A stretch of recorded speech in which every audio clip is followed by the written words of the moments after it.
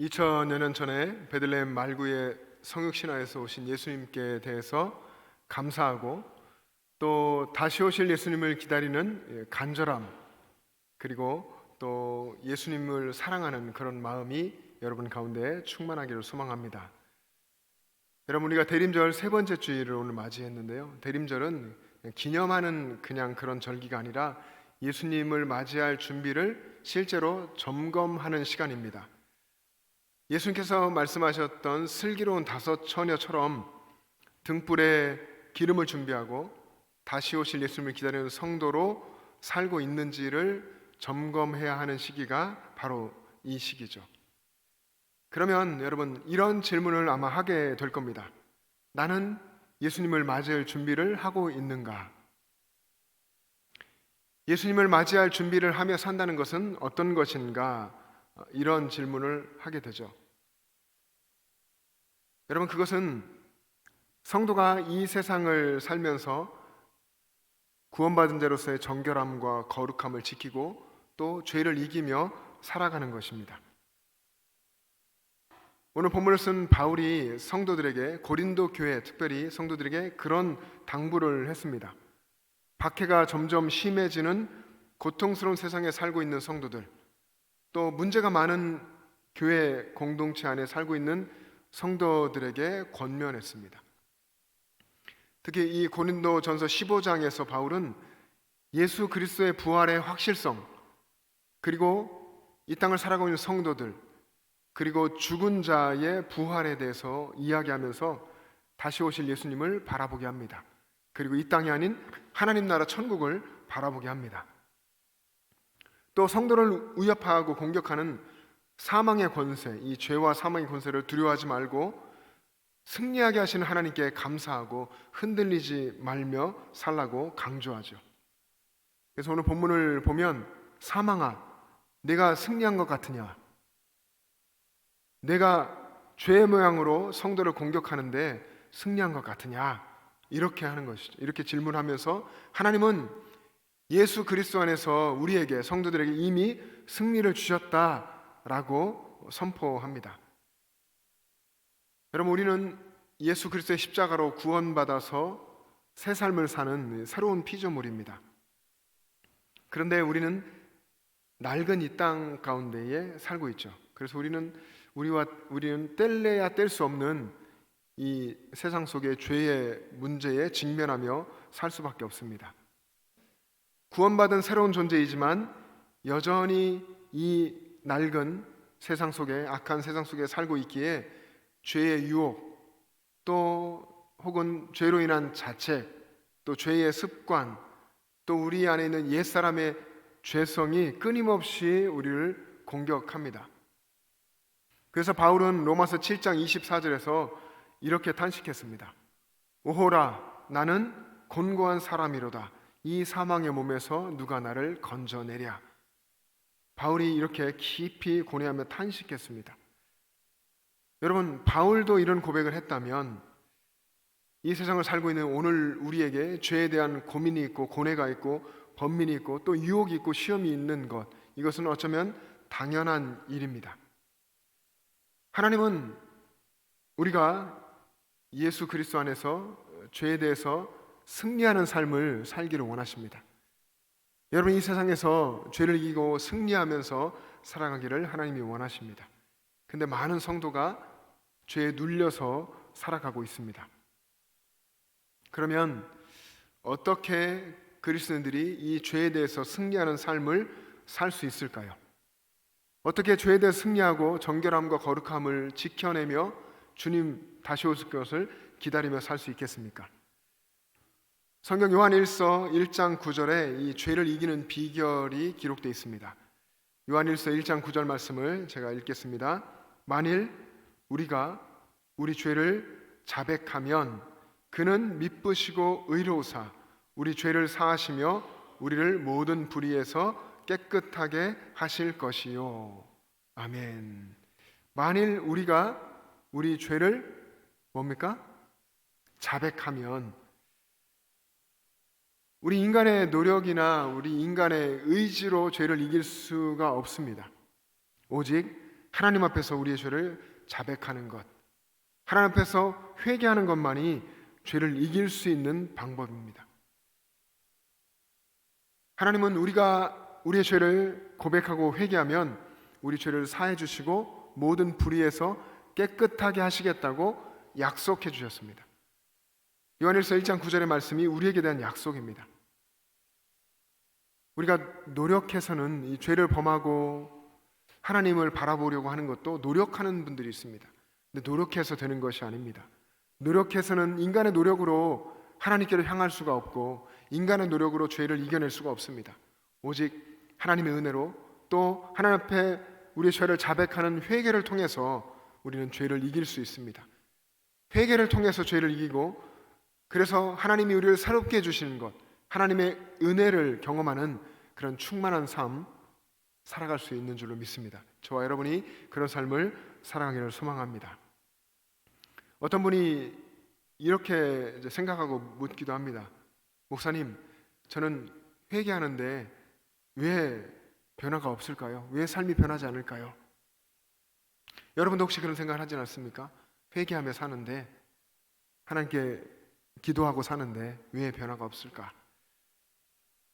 여러분, 그 이유는 회개할 때에 죄만 바라보며 회개를 하기 때문입니다. 죄 자체만을 붙들고 애통하고 괴로워하고 후회는 하는데 예수님을 바라보지 않기 때문입니다.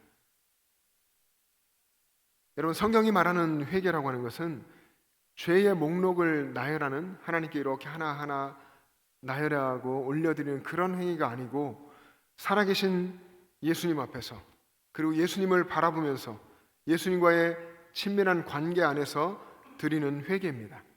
그래서 여러분, 회개한다고 하는 것은 예수님의 임재를 인식하는 데서부터 시작하는 것입니다. 아, 예수님이 나와 함께 계시는구나. 예수님이 내 삶을 아시고 나를 아시는구나. 여기에서부터 회개가 시작됩니다. 예수님이 내 곁에 계신 것을 믿는 사람이 정말 예수님이 나와 함께 계시고 내 삶에 역사하시고 내 모든 마음과 행위를 보시고 아신다고 생각하는 사람이 예수님, 제가 이런 죄를 지었습니다 라고 고백할 수 있죠. 예수님이 나와 함께 계시고 나를 보신다고 생각하면 죄를 고백하고 용서를 구하지 않을 수가 없습니다. 여러분, 세상의 말에도 이 작은 바늘 도둑이 소도둑 된다고 하는 말이 있습니다. 죄의 문제도 이와 같습니다. 작은 죄를 그냥 지나치면 다음에는 그런 죄는 아무것도 아니게 지나가고 더 큰 죄도 점점점 무뎌지게 됩니다.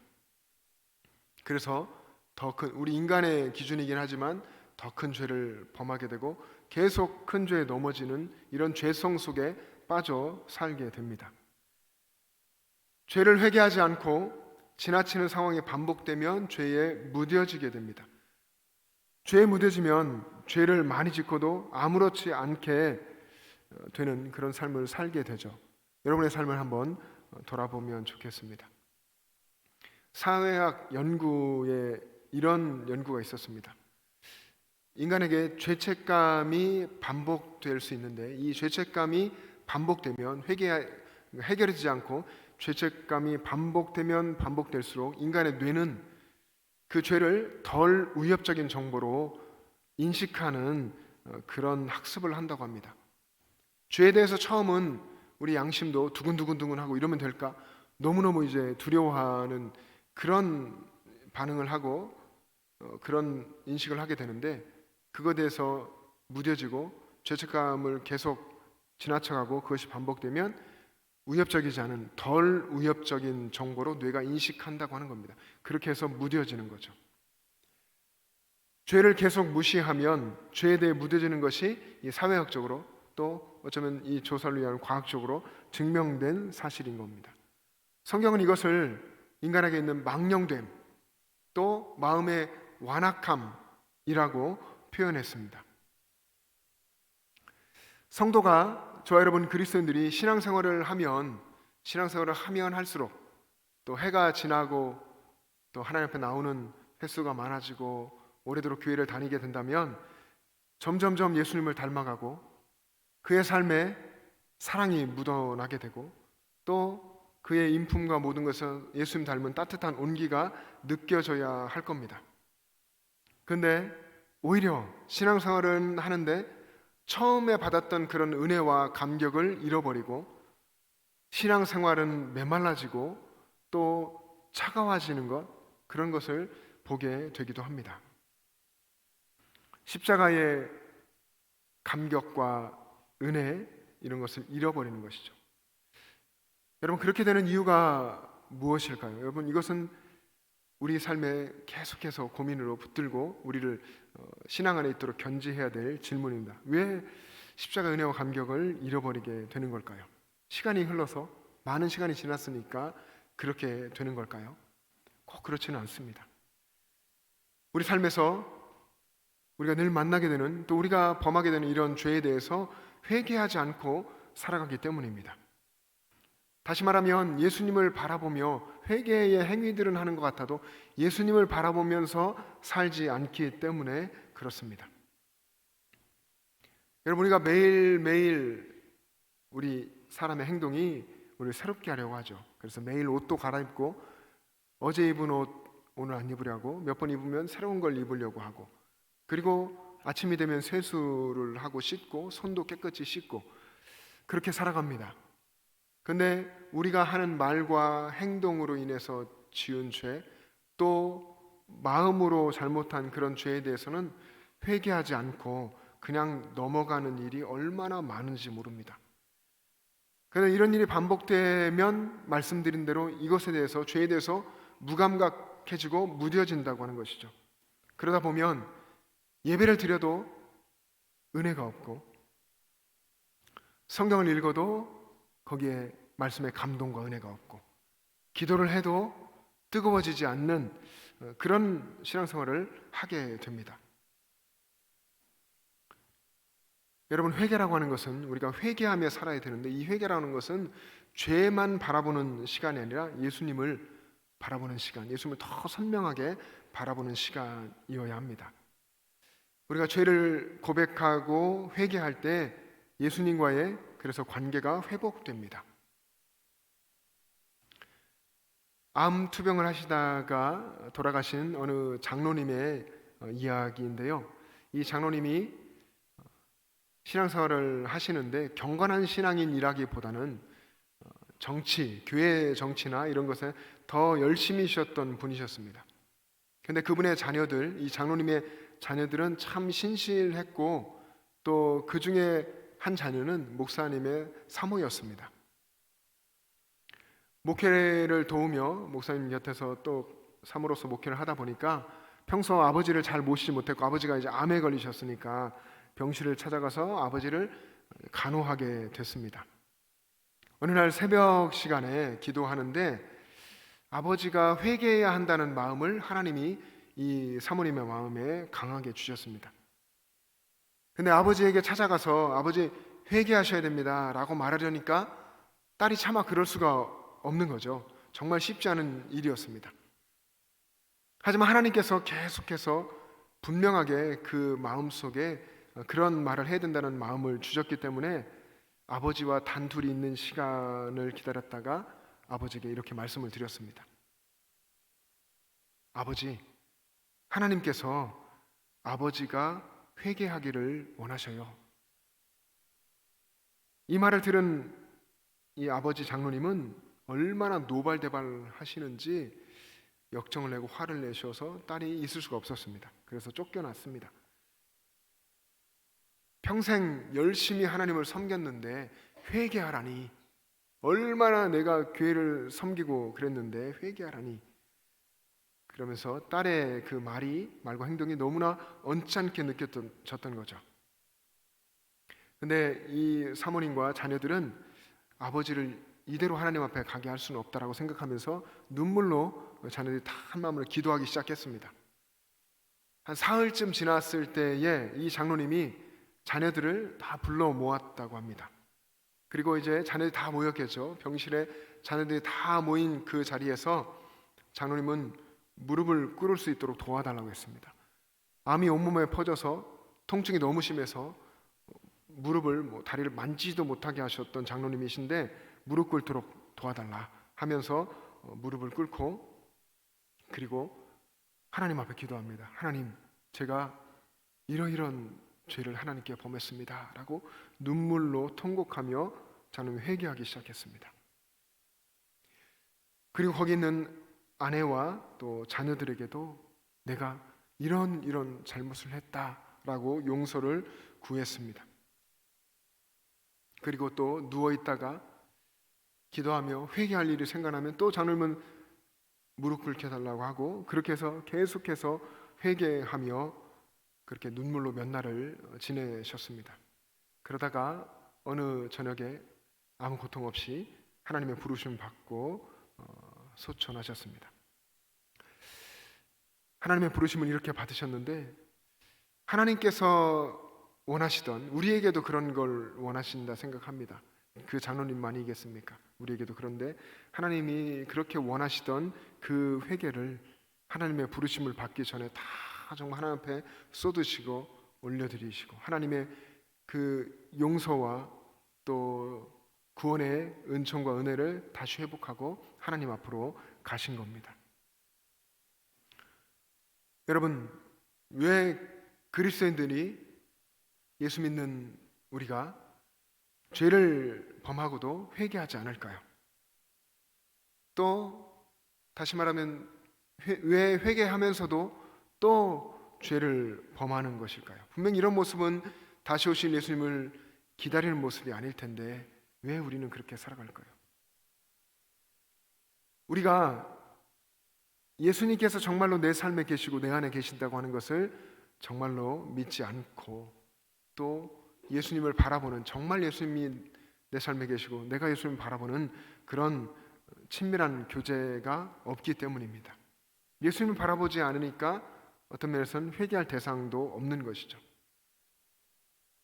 여러분들이 누구와 함께 있을 때에 어떤 분과 이제 생활하시다 같이 있을 때에 내가 그분에게 잘못했을 때 아주 쉽게 말씀드리면 어떻게 하다가 제가 그분의 발을 밟거나 어떤 행동을 하다가 막 치게 되거나 원치 않는 그렇게 해서 피해를 입게 됐거나 하면 미안합니다, 죄송합니다, 잘못했습니다 하고 용서를 구하지 않습니까? 용서를 구해야 할 대상이 바로 앞에 있으니까 바로 내가 잘못했음을 자백하고 용서를 구합니다.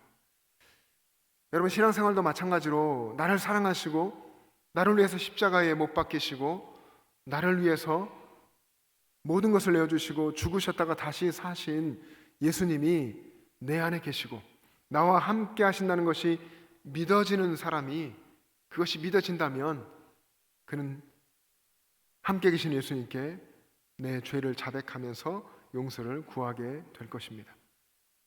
그래서 진정한 회개는 예수님의 임재를 인식하는 데서 예수님과 동행하는 삶에서부터 시작되는 것입니다. 여러분, 우리의 모든 삶은 다 예수님과 연결되어 있습니다. 모든 것이 다 그렇습니다. 왜냐하면 우리는 이미 죄로 죽은 자들이었고 그런 우리를 예수님이 살려주셨기 때문이죠. 예수님의 십자가의 그 대속의 죽음으로 우리를 살려주셔서 우리는 새롭게 사는 예수님과 함께 살아가는 새로운 존재들이기 때문에 모든 것들이 예수님 안에 있습니다. 우리 인생이 다 예수님 안에 있고 그래서 내 삶에서 내가 누군가에게 잘못하는 것, 누군가에게 죄를 범하는 것, 이것은 다 예수님께 범하는 죄와 같습니다. 내 아내에게, 내 남편에게, 내 자식들에게, 또 교회의 교우들에게, 또 직장에 있는 동료에게, 이웃에게 범하는 그런 죄들은 나를 새롭게 하시고 구원하셔서 나를 살게 하시는 예수님께 대해서 내가 범하는 죄와 똑같습니다. 왜냐하면 예수님이 내 인생 삶의 주인이시고 나와 함께 하시기 때문이죠. 그래서 여러분, 신앙생활을 하는데 회개 없이 산다고 하는 것은 예수님이 함께 계신다는 것을 믿지 않고 살아간다는 증거입니다. 예수님을 바라보지 않으니까 죄를 짓고도 그냥 넘어가게 되는 것입니다. 저와 여러분의 신앙이 예수님 안에서 깨어서 예수님이 다시 오실 것이고 또 성령으로 지금 나와 함께 계신다는 것을 분명히 인식하고 믿고 살아갈 수 있기를 바랍니다. 우리가 세상을 살면서 지난 한 주간에도요, 예수님을 의식하지 않고 말했던 것, 예수님을 의식하지 않고 행동했던 것, 이런 모든 것이 죄입니다. 이런 것에 대해서 하나님 앞에 나아가서 엎드리면 이런 진정한 회개는 예수님을 다시 바라볼 수 있게 합니다. 예수님이 나와 함께 하는 것을 분명하게 알고 예수님을 바라보는 사람은 그래서 계속해서 회개하는 삶을 살게 됩니다. 예수님이 나와 함께 계시다는 사실을 의식하니까 작은 죄라도 예수님께 말씀드리게 되고 회개하게 되고 그렇게 또 예수님을 계속 바라보며 살게 되는 겁니다. 예수님의 임재가 예수님 함께 계시면 여러분의 삶의 실제가 될 수 있기를 바랍니다. 그러면 죄를 이기는 삶을 살아갈 수가 있습니다. 예수님을 인해서 승리하는 삶을 살아가게 되는 것이죠. 예수님이 다시 오실 때까지. 유명한 죽음에 이르는 병이라는 책을 쓴 죄렌 키에르케고르가 인간을 이야기할 때 인간은 절망을 향해서 기울어진 존재라고 했습니다. 그리고 죄의 메인 존재라고 했습니다. 그러면서 이 키에르케고르는 인간이 예수님을 만나는 순간 절망이 소망으로, 패배가 승리로, 죄의 속박은 자유로 변화된다고 했습니다. 오늘 우리 읽은 본문 속에서도 바울이 이런 선언을 합니다. 우리 주 예수 그리스도로 말미암아 우리에게 승리를 주시는 하나님께 감사하노니. 예수 그리스도로 말미암아 우리에게 승리를 주시는 하나님. 우리가 이 땅에서 죄에 대해서 승리하며 사는 비결이 우리 주 예수 그리스도 안에 있는 것입니다. 예수님과 함께하면 우리는 죄에 대해서 승리할 수 있습니다. 예수님의 임재를 의식하고 예수님을 바라보며 사는 사람이 죄를 이기며 살아가게 됩니다. 여러분, 하나님께서 우리에게 주시는 승리는 이 죄에 대해서 이기고 거룩함과 정결함을 지키며 살아가는 이 삶은 견실하고 흔들리지 않고 주님의 일에 더 힘쓰는 삶으로 나아가게 합니다. 여러분, 대림절을 보내고 있는 우리들, 이 대림절 기간 동안에 더 예수님의 임재를 의식하고 예수님과 동행하며 살아가기를 원합니다. 우리의 죄를 예수님께 자백하고 회개함으로, 그리고 구원받은 자로서의 구원받은 정결함과 거룩함을 지키고 그리고 죄를 이기며 살아갈 수 있기를 원합니다. 그렇게 다시 오실 주님을 믿음으로 바라보고 그 주님이 다시 오시면 지금 내 삶에 성령으로 함께 계심을 믿고서 죄 많은 이 세상, 우리를 끊임없이 공격하고 흔드는 이 세상에서 견실하고 흔들리지 않고 주님 일에 더욱 힘쓰는 저와 여러분 되기를 주님의 이름으로 축복합니다. 기도하겠습니다.